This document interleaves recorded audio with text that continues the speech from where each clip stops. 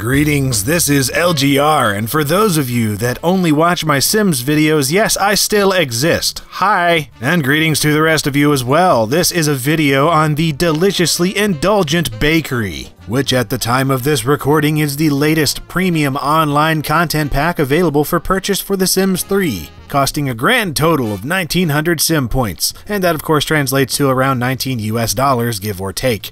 Now, what is this? What does it include? Is it worth it? Well, that's exactly why I'm making this video, because you have no other way of figuring that stuff out whatsoever. It's not like you're on the internet. Or maybe you just enjoy hearing me ramble on about Sims things. Either way, once you buy and download it through the Sims 3 launcher, you can go into Edit Town mode of any neighborhood in-game, place it somewhere on a community lot, and enjoy.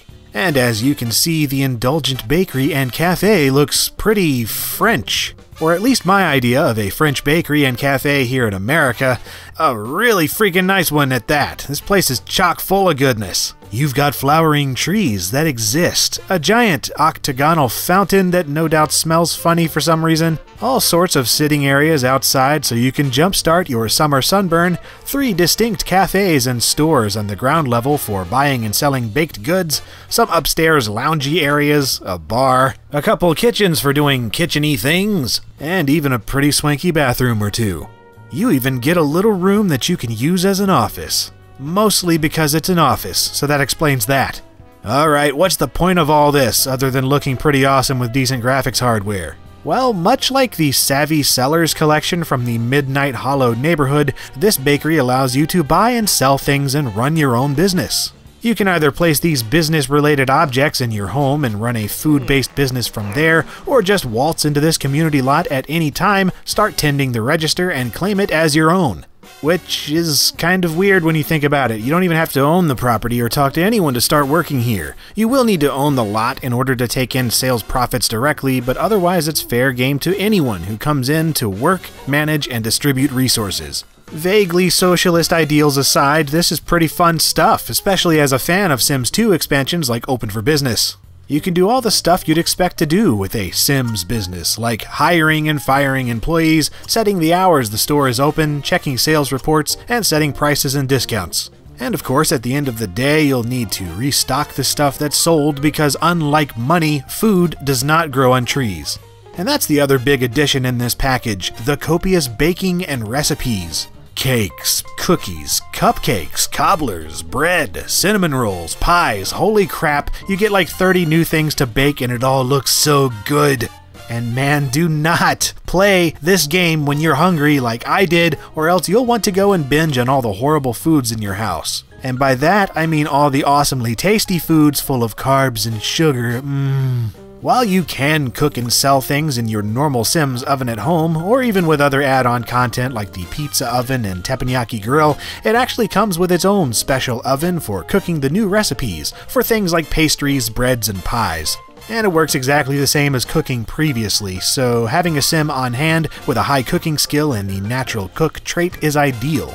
Of course, just like in real life, this comes with its own possible setbacks, like getting fat. I mean, hey, how you gonna know if it's any good if you don't taste it, right? Duke Nukem here agrees.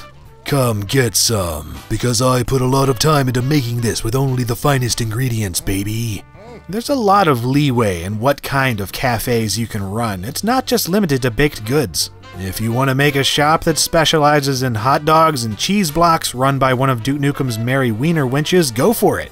No one will buy anything, but whatever, follow your dreams. Naturally, not everything is a bed of rose-colored cupcakes with a cherry on top here, because if it were, then it just wouldn't be a Sims product. The biggest problem is that, how do I say this?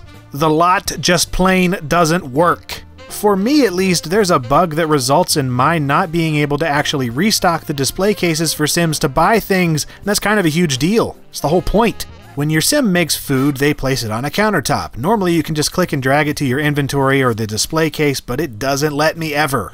Maybe by the time you see this video, it'll be fixed. I'm sure people will say in the comments. The other big issue is the matter of the price, and if you've seen many of my Sims videos on these kind of things, you should not be surprised. Almost $20 is just too much to pay for a thing like this in my opinion, because not only does it not work properly, but it's just not a lot of content, and having a bakery was not my Sim dream at all. However, I did like it for what it was. I found it pretty fun when it worked. Other than the bugs, I'd say it's sweet. Heh, sweet. So if you're into baking and want some more recipes for your Sims, or just like the awesome aesthetic of the building and want a nice looking lot for your town, I'd say give it some thought. Weigh the pros and cons and determine if the price is right for you. And hey, you know what? At least it's not Katy Perry sweet treats, and thank balls.